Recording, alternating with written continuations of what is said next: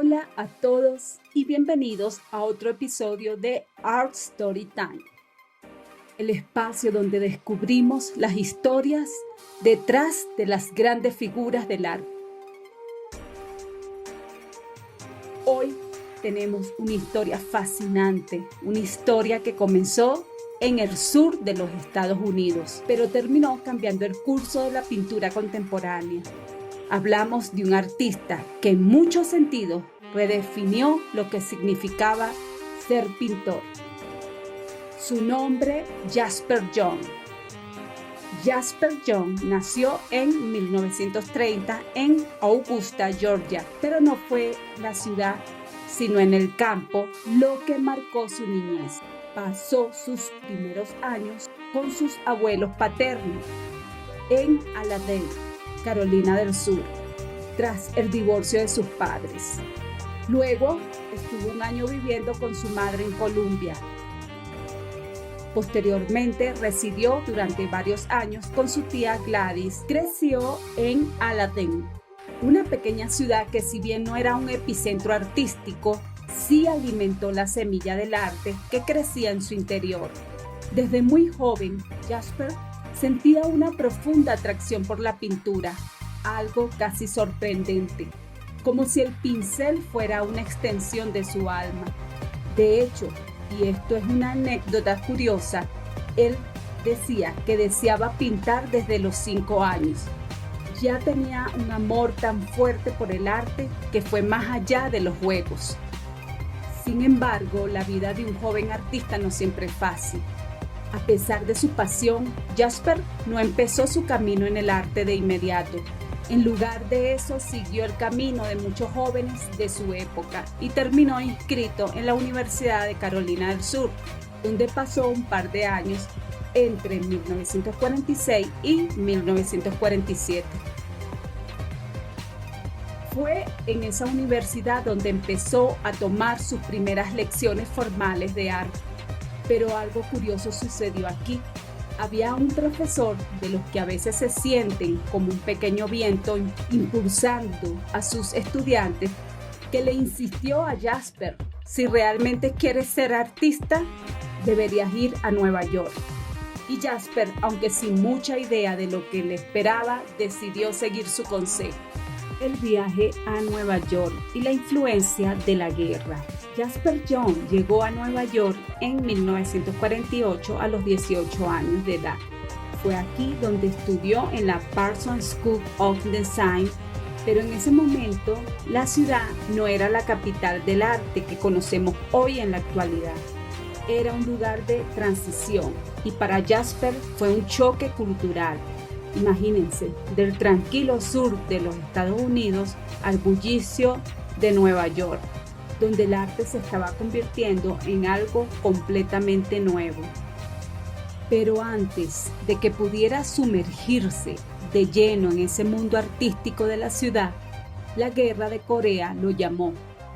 En 1951 fue reclutado y sirvió durante 2 años, una parte de ellos en Japón. La experiencia en Asia le dio una perspectiva muy diferente sobre el mundo, sobre el arte y sobre la vida. De hecho, se dice que sus años en el ejército le hicieron entender mejor la levedad y la formalidad en el arte, algo que luego exploraría profundamente. La vida en Nueva York y las influencias y los encuentros. Cuando finalmente regresó a Nueva York en 1953, John empezó a ganarse la vida trabajando en librerías, mientras también se introducía en la escena artística de la ciudad. Fue en esos años que conoció a algunos de los personajes más importantes de su vida, al músico John Cage, al coreógrafo Cunningham y, por supuesto, al pintor Robert Rauschenberg, que sería una gran influencia en su carrera. Los tres eran pioneros de un arte que desafiaba las normas establecidas y juntos crearon un ambiente fértil para la experimentación. Jasper John soñó que pintaba una bandera estadounidense y al día siguiente eso fue exactamente lo que hizo. Fue en 1954 cuando creó muchas pinturas de símbolos e imágenes familiares como mapas, dianas, alfabetos y números, temas que el artista describió como cosas que la mente ya conoce. Estas pinturas asombraron a algunos espectadores que les consideraban más como objetos cotidianos que como obras de arte. Para John era interesante crear una pintura de símbolos, como una bandera o una diana, porque podía entenderse como la imagen de algo y a su vez como el objeto en sí mismo. ¿Por qué eran tan revolucionario esto? Jones no solo estaba pintando una bandera, estaba creando una obra en la que lo visual y lo conceptual se mezclaban. Para él era fascinante pintar símbolos e imágenes familiares, como él mismo dijo, eran cosas que la mente ya conoce y si pensamos en ello tiene sentido.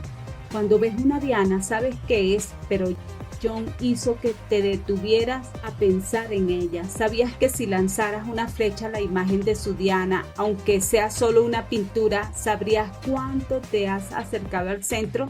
Eso es lo que hacía tan especial su arte. Podía entender la imagen y el objeto al mismo tiempo. Pero lo que realmente cambió su visión del arte fue un viaje a Pensilvania. En 1956, Jones vio una obra que transformaría su carrera, El Gran Vidrio de Marcel Duchamp, un trabajo que desafiaba la idea tradicional de lo que era una obra de arte. Duchamp, por ejemplo, se hizo famoso por crear lo que se conoció como los ready-made, objetos cotidianos convertidos en arte solo por el hecho de ser seleccionados. Esto influyó profundamente en Jasper, quien empezó a incorporar objetos en su pintura, como reglas, cucharas y hasta perchas. Comenzó a desafiar la idea de lo que una pintura debería ser. Este giro hacia el uso de objetos encontrados y el arte ya hecho no solo fue un cambio estilístico, sino una declaración. Jasper Johns no quería ser simplemente un pintor, él quería cuestionar las mismas reglas del arte, con obras como Bandera y Diana con 4 caras. Comenzó a mezclar símbolos de la cultura popular y objetos cotidianos con técnicas de pinturas tradicionales. En lugar de ver la bandera como un símbolo patriótico, él la veía como una forma, una imagen con su propio valor. Estas pinturas al principio desconcertaron a muchos, pero rápidamente fueron aclamadas por su innovadora forma de ver el mundo. Su trabajo Tres Banderas, que se admira en el Whitney Museum, fue adquirido en 1980 por $1 millón, la cantidad más alta pagada desde la fecha por la obra de un autor vivo. Sus pinturas se caracterizan por la calidad de planos, la objetividad y la precisión. En un comienzo prefirió los grises, pero luego utilizó el color con gran libertad y maestría. Aplicaba capas gruesas de pigmento, de manera que el cuadro se convertía en un objeto. De ahí la denominación de muchas de sus obras como cuadro-objeto. Sus primeros blancos de tiro estaban combinados con la aplicación de mascarillas de yeso y en la parte superior.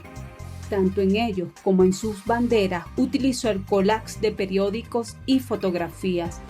Luego, a la manera de Rauschenberg, alternó la pintura pura con aquellas en que aplicaba los más variados elementos. El empleo de objetos sin transformarlo en su obra provino de la influencia de Duchamp, que este artista experimentó.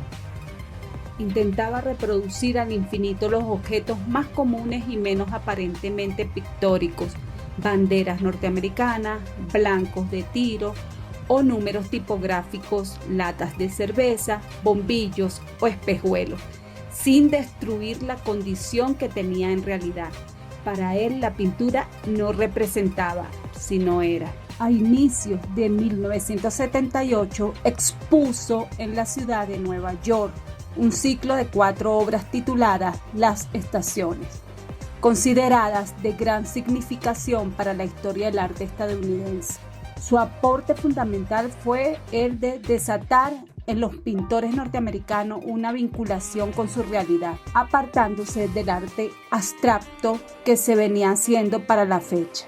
En agosto del 2013, su asistente James Meyer fue detenido por el FBI, acusado de sustraer 22 obras de Young, algunas inacabadas, y venderlas a una galería de arte de Manhattan. Las piezas se adjudicaron por $6.5 millones y el asistente del artista se embolsó 3.4 millones falsificando documentación que le acreditaban como titular de las piezas que figuraban como regalos de su mentor.